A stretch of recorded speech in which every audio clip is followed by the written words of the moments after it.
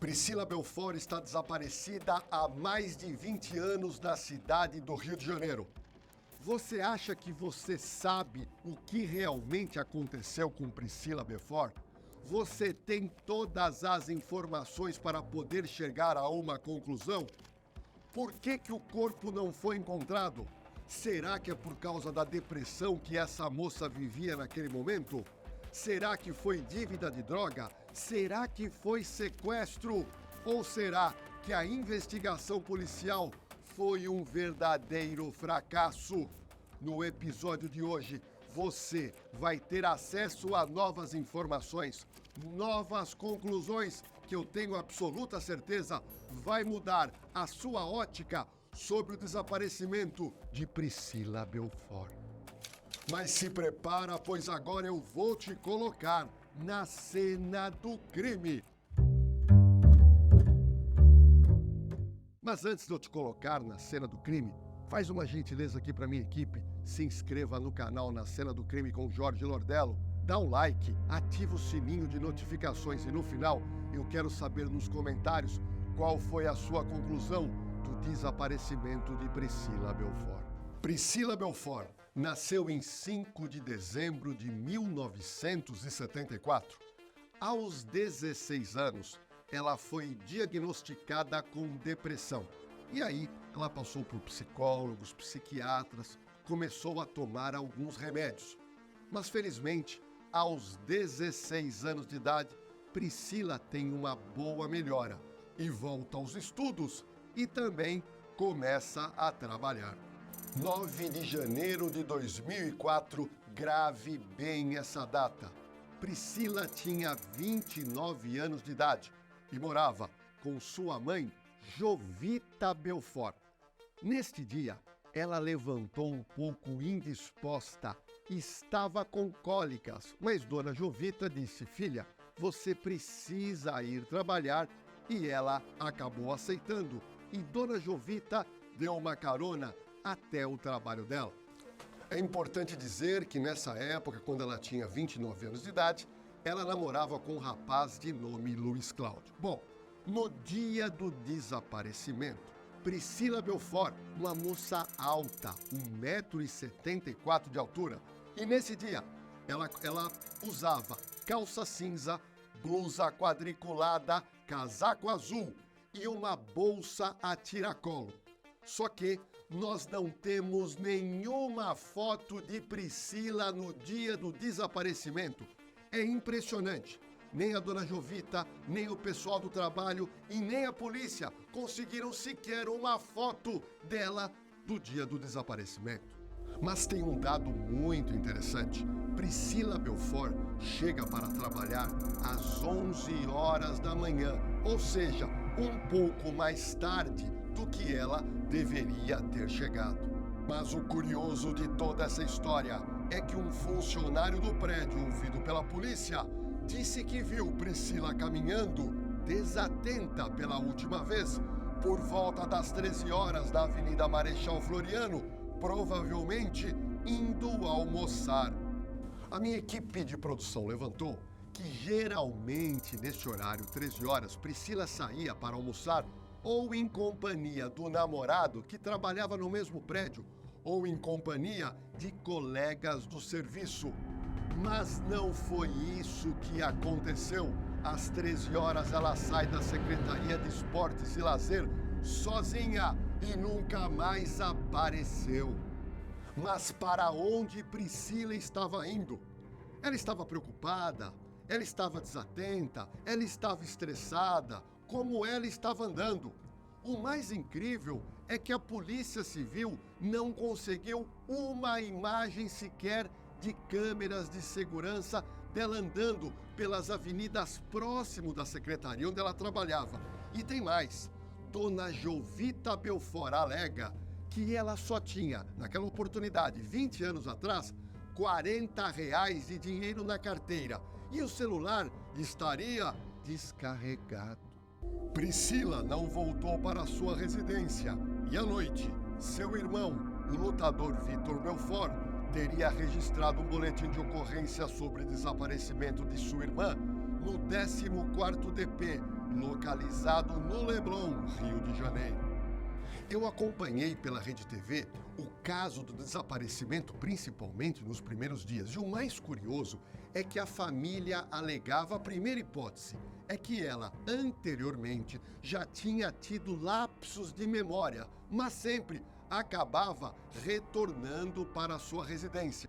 Mas outro fato que chama a atenção é que Dona Jovita, mãe de Priscila, alega que ela não fez nenhuma movimentação bancária, ou seja, ela tinha apenas R$ 40 em dinheiro. O dinheiro da conta bancária não saiu. E a pergunta que resta, aonde foi Priscila Belfort? Minha equipe de produção conseguiu levantar toda a cronologia, dia a dia, do que aconteceu após o fatídico dia em que Priscila Belfort não retornou para trabalhar. Acompanhe. 10 de janeiro de 2004 era um sábado. A família e amigos se revezam e fazem buscas ininterruptas por Priscila pelas ruas de todas as regiões da cidade do Rio de Janeiro. Cartazes noticiando sobre o desaparecimento são feitos e espalhados pela cidade. E o caso ganhou bastante repercussão midiática por causa de Vitor, que na época despontava na carreira como lutador e estava recém-casado com Joana Prado, a ex-feiticeira. 11 de 1 de 2004, pela primeira vez, foi veiculado por um canal de televisão o desaparecimento de Priscila Belfort. E essa veiculação aconteceu no programa Domingo Legal, apresentado pelo Gugu Liberato, no SBT. Nos dias seguintes, dia 12 e 13 de janeiro, angustiados, amigos e parentes distribuem panfletos com a foto de Priscila e número do Disque Denúncia. No dia seguinte, dezenas de outdoors são espalhados pela cidade maravilhosa. Deixa eu te trazer a minha experiência como delegado de polícia. É muito comum, mas geralmente idosos terem lapsos de memória. O idoso pega o carro, sai, perde a memória e ele vai para longe. Acontece também com adolescentes e pessoas mais jovens, acontece, mas isso é um pouco raro. Bom, a experiência que eu quero trazer para você é que nesses casos de desaparecimento, geralmente alguém acaba vendo essa pessoa que está meio desorientada e acaba levando essa pessoa para o seu familiar. Mas acontece que, em alguns casos, essa pessoa desaparecida, ela pode passar mal e ela acaba caindo aonde? Ela acaba caindo a um hospital. Mas como a família fez o registro do boletim de ocorrência de desaparecimento, todos os hospitais são avisados e, nesse caso, quando a vítima desaparecida vai para o hospital, a polícia é acionada para que a família vá buscar o seu parente desaparecido. Mas tem um outro fato importante que você precisa saber.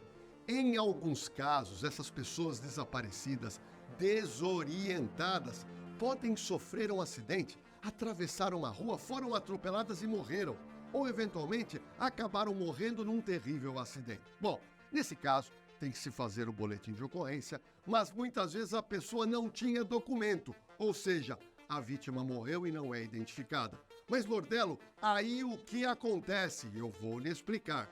Nesse caso, o delegado manda o corpo da pessoa vitimada para o Instituto Médico Legal, para duas providências. A primeira, saber a causa da morte. E a segunda, quando a vítima não é identificada, é a colheita de material das digitais papilares para uma eventual identificação. Nós estamos falando de 2004, onde nós tínhamos uma certa precariedade e naquela oportunidade, muita gente, mesmo identificada com as digitais, não eram reconhecidas e enterradas como indigente. Mas no caso de Priscila Belfort, eu não acredito nessa possibilidade por um fato muito simples. Como eu já mostrei anteriormente, o caso foi noticiado em toda a mídia. A fotografia da Priscila foi estampada em jornais, em outdoor, na televisão. Ou seja, se ela tivesse morrido e eventualmente localizada sem documento, é óbvio que alguém iria reconhecê-la como irmã de Vitor Belfort. Na ocasião, o Disque Denúncia recebeu várias ligações sobre o caso, mas nenhuma pista era verdadeira. Equipe da Polícia Civil do 14º DP fizeram diversas buscas em hospitais e no IML tentando localizar o corpo de Priscila, mas as buscas foram infrutíferas. E chega o dia 14 de janeiro de 2004. Dona Jovita Belfort completava 50 anos e ela não quis fazer aniversário dessa data importante. Mas também Vitor Belfort e Joana Prado, a ex-feiticeira, que tinham acabado de casar e estavam com passagem comprada para Miami, desistem da viagem para procurar Priscila Belfort. Olha que situação desesperadora. Vários dias Priscila Belfort totalmente desaparecida. Mas nesse momento, a Polícia Civil começa a acreditar que ela teria sido vítima de sequestro e depois resgate, pois naquela oportunidade, diversas celebridades haviam sido sequestradas com pedido de sequestro, pedido de muito dinheiro. Mas tem um detalhe muito importante que você precisa saber. A família de Priscila Belfort não recebeu um telefonema sequer de pedido de resgate. Mas tem outro fato muito relevante. Choveu denúncias para a Polícia Civil apurar, mas essas denúncias eram praticamente todas falsas. Nenhuma delas levava a uma pequena pista sequer do paradeiro de Priscila Belfort. A verdade é uma só. Não havia nenhum indício que seria extorsão mediante sequestro. E agora, dia 18 de janeiro de 2024, a família pede em cadeia nacional para que parem de mandar pistas falsas. No ato, é utilizada pela primeira vez a camiseta Volta Priscila. Dia 20 de janeiro, chove de denúncias falsas em outros estados. E aí, corre a Polícia Civil numa verdadeira busca insana pelo Brasil, em razão do Disque Denúncia receber pistas que foram localizadas em diversas capitais. Mas o pior, nenhuma dessas informações levaram ao paradeiro de Priscila Belfort. Deixa eu te passar a minha experiência como delegado de polícia. Olha, quando você tem um crime muito complexo, o delegado precisa pegar uma pequena prova. É como se fosse um fiozinho que você começa a puxar, e você chega no esclarecimento do crime, autoria e materialidade. Mas nesse caso não. Até a presente data, até o dia 30 de janeiro, a polícia sequer tinha um início de investigação que pudesse levar ao paradeiro de Priscila. 22 dias depois do desaparecimento, dia 31 de janeiro de 2004, o Vitor Belfort disputa em Las Vegas o título do cinturão do MMA peso pesado. Ele, mesmo traumatizado, foi campeão. E no final, ele disse: só pensava nela quando entrei no ringue. No dia 1º de maio de 2004, o Disque Denúncia Carioca passa a oferecer recompensa no valor de R$5.000 para pistas que levem a Priscila. É a primeira vez que um desaparecimento tem remuneração por denúncias na cidade do Rio de Janeiro. No dia 1/7, o chefe do tráfico do Morro da Providência, de apelido Dão, cuja quadrilha é acusada de estar envolvida no desaparecimento de Priscila, é preso. 5 dias depois, ele é solto por total falta de provas. Nenhuma evidência apontava o traficante com ligação no desaparecimento de Priscila. No dia 10/9, a polícia faz a primeira operação no Morro da Providência, em busca de uma garagem desativada, aonde estaria Priscila, segundo múltiplas ligações recebidas no Disque Denúncia. Os agentes não encontram vestígios do corpo de Priscila. No dia 20/12, O 127DP de Búzios recebe uma denúncia anônima garantindo que o corpo de uma mulher que foi encontrado carbonizado dentro de um Astra preto seria de Priscila. Era uma possibilidade do desaparecimento ser resolvido. Somente no dia 26/4/2005 é que sai o resultado do DNA do corpo carbonizado. Havia uma expectativa muito grande, mas o resultado foi negativo. Depois de mais de 2 anos do desaparecimento, já em 2006, uma equipe da Divisão Antissequestro da Polícia Civil prendeu Leandro Ferreira Fernandes, 29 anos, vulgo Periquito, no Morro da Providência, favela da região portuária do Rio. Ele era considerado suspeito pelo sequestro de Priscila.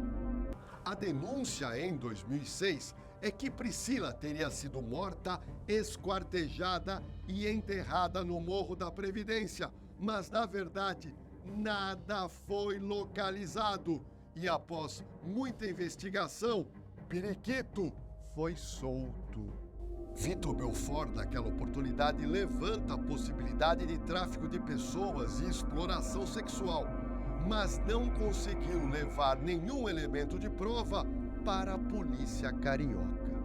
Na noite do dia 28 de junho de 2007, 3 anos e meio após o desaparecimento de Priscila, numa edição do programa Linha Direta na Rede Globo, dedicada ao caso, o namorado de Priscila, que preferiu não aparecer, disse acreditar que ela teria fugido e abre aspas. Eu acho que ela foi para algum lugar com as próprias pernas. Mas a mãe de Priscila, dona Jovita, não concorda com o ex-namorado. Ela não achava que Priscila fugiu com as próprias pernas. Em 8 de agosto de 2007, 41 dias depois da exibição do programa Linha Direta sobre o caso, surge Elaine Paiva, 27 anos. Ela se entregou ao Ministério Público confessando ter atirado na cabeça da irmã do lutador Vitor Belfort. Era uma completa reviravolta do caso. Segundo o delegado Anestor Magalhães, Elaine disse no seu interrogatório que foi obrigada a participar do sequestro e morte de Priscila Belfort por causa que ela tinha dívida com o tráfico. Ela era usuária, estava devendo e não pagava.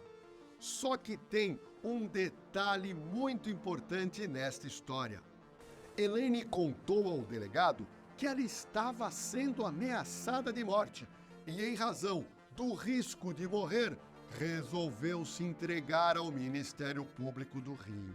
A desempregada Elaine Paiva da Silva, 27 anos, disse que sequestrou e assassinou Priscila com uma quadrilha de pelo menos 10 pessoas em maio de 2004, por ordem do traficante Nilson da Silva, do Complexo da Maré, que estava preso no Complexo Penitenciário de Bangu 1. Além de Elaine, outras 3 pessoas foram detidas.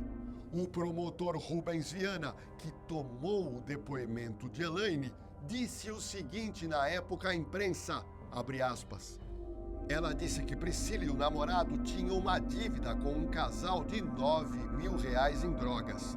O plano era sequestrá-la para pressionar o namorado. A desempregada contou que marcou um encontro com Priscila no centro do Rio para discutir a dívida. A vítima aceitou e foi rendida ao entrar no carro. Priscila foi levada para uma casa no bairro de Itaipu, onde ficou por 1 mês e meio como refém. Depois, teria sido transferida de cativeiro. E o promotor continua, abre aspas. Em maio, a quadrilha recebeu um telefonema de um presidiário. Ele teria afirmado, segundo Elaine, que não conseguiu receber a dívida do namorado de Priscila e sugeriu que eles fizessem o que quisessem com a vítima.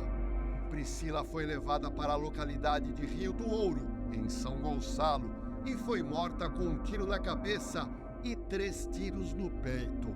Elaine confessou que deu o primeiro tiro na cabeça da vítima. Mas olha que insanidade. Elaine alega que foi ela que ligou para a Priscila marcando um encontro.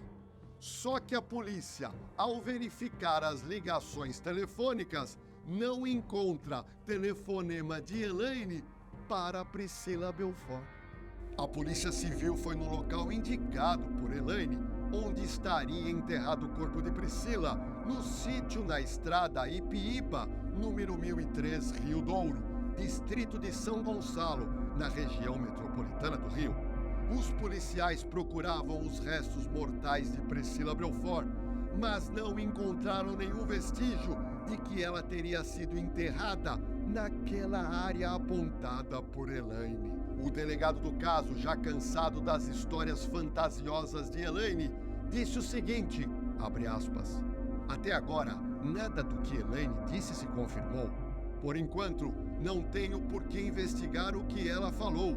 O corpo de Priscila não foi encontrado no local onde ela disse que a vítima foi morta e enterrada. Ainda não temos prova material alguma que mostre que ela está dizendo a verdade. Veja a complexibilidade de todo esse caso. Após 16 anos do desaparecimento de Priscila Belfort, em 2020, numa rede social de uma pessoa que mora na cidade de Cotia, São Paulo, são publicadas algumas fotos de uma mulher, que seria Priscila Belfort. Mas a polícia foi atrás e também a família, verificando as fotos, disseram o seguinte, não é Priscila Belfort, simplesmente é uma mulher parecida com Priscila Belfort. Recentemente, o ex-lutador Vitor Belfort foi à mídia e fez sérias críticas à investigação do desaparecimento de sua irmã. Abre aspas. Uma coisa que eu não entendo é porque a polícia insistiu unicamente em uma linha de investigação. Isto é inaceitável. Houve muitas lacunas e omissões. Ninguém investigou o que estava acontecendo nos últimos 10 dias e nas 2 últimas semanas da vida dela. Mas deixa eu fazer um recorte nessa parte, eu quero comentar o que o Vitor falou. O Vitor tem razão. Quando você imagina que aconteceu um crime de extorsão mediante sequestro, nós temos que verificar os dias anteriores ao desaparecimento. Eu até acredito que a Polícia Civil do Rio fez essa investigação, mas nada veio à tona na mídia e a família do Vitor nunca falou se a polícia investigou ou não esses dias anteriores, fato relatado agora pelo irmão Vitor Belfort. 20 anos se passaram do desaparecimento de Priscila e a dona Jovita disse recentemente o seguinte, abre aspas, todos nós temos esperança porque até hoje ninguém me deu o corpo da Priscila. O mais curioso é que o caso Priscila ainda está aberto. E o promotor, recentemente, traz novidades. Ele disse, abre aspas, nós temos que aguardar o surgimento de novas informações, como vem acontecendo no momento, para fazer novas diligências que não podem ser reveladas. Tem coisa nova vindo aí. Mas olha o que a minha equipe levantou. O pai de Priscila Belfort alega que há boatos que naquela oportunidade Priscila poderia estar grávida e teria ido praticar um aborto e talvez acontecido alguma coisa e ela tenha morrido e desapareceram com o corpo. Mas o pai de Priscila, o seu José Marcos Belfort, não acredita nessa suposta gestação e chegou até a fazer o seguinte comentário, abre aspas, ela falava tudo para mim e isso ela não falou. Olha, esse caso é extremamente emblemático, você está vendo aqui nesse vídeo. Entenda uma coisa, quantas suposições foram levantadas, olha lá, depressão dela, depressão de Priscila, ela assumiu. Uso de droga, dívida de droga dela e do namorado. A questão agora que eu acabei de falar sobre uma suposta gravidez e um eventual crime de aborto, e aí ela teria morrido, e aí sumiram com o corpo, e tem mais, dívida de droga que teria gerado ela como refém, sequestro, e aí mataram ela porque não pagaram a dívida. Ou seja, é muita suposição, são muitas informações, mas nenhuma levou a um indício de prova sequer que a polícia pudesse puxar esse fio e chegasse, pelo menos, ao corpo de Priscila Belfort. Mas não acaba por aí não, surge ainda mais uma suposição, agora de pouco. Olha, e recentemente a família ainda levanta algumas dúvidas sobre o próprio ex-namorado de Priscila, o Luiz Cláudio. Eles alegam o seguinte, que ele mudou de versão 2 vezes. Na primeira vez que ele foi ouvido na polícia, ele alega que acreditava que ela havia sido sequestrada.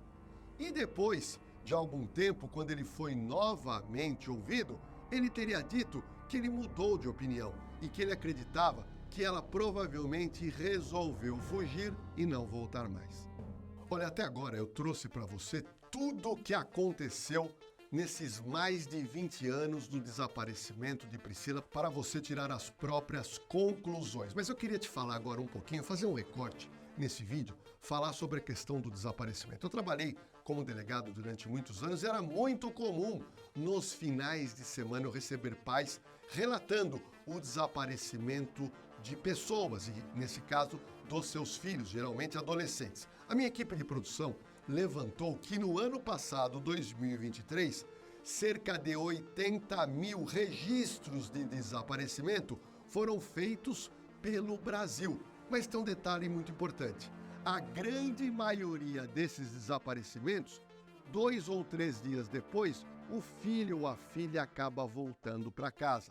Temos também muitos registros de idosos que perdem a memória, que acabam saindo pelo mundo, mas geralmente essas pessoas são encontradas. Mas a minha experiência diz que as pessoas realmente desaparecidas geralmente foram mortas e tiveram o corpo enterrado e nunca localizado. E aí eu preciso lembrar do ex-repórter falecido Tim Lopes, que eventualmente foi morto no morro do Rio de Janeiro, teve o corpo carbonizado, mas naquela oportunidade a Polícia Civil agiu com tanta rapidez e com tanta destreza, conseguiu localizar um material genético, foi feito o exame de DNA e Tim Lopes foi constatado que o corpo dele foi queimado. Mas, se a polícia não tivesse localizado os restos mortais, Tim Lopes, hoje em dia, também seria mais um desaparecido. E você, me responda com sinceridade, escreve aqui nos comentários. Você acha que Priscila Belfort hoje está viva ou está morta? Qual é a sua opinião após saber de todos esses fatos? Me diga uma coisa, você acha que a Polícia Civil do Rio falhou nas investigações? Você acha que a Polícia Civil, de alguma maneira, não teve habilidade para encontrar Priscila Belfort? Qual é a sua opinião?